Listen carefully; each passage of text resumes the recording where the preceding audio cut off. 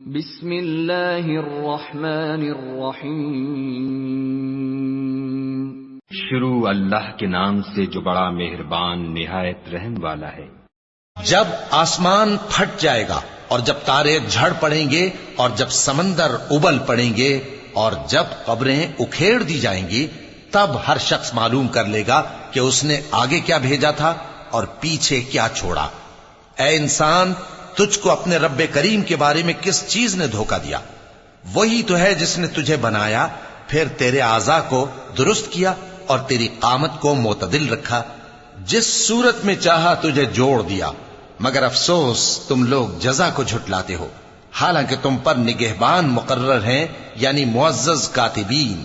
جو کچھ تم کرتے ہو وہ اسے جانتے ہیں۔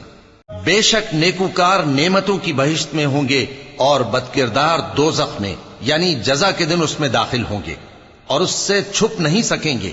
اور تمہیں کیا معلوم کہ جزا کا دن کیسا ہے؟ پھر تمہیں کیا معلوم کہ جزا کا دن کیسا ہے؟ جس روز کوئی کسی کے کچھ کام نہ آ سکے گا اور حکم اس روز اللہ ہی کا ہوگا۔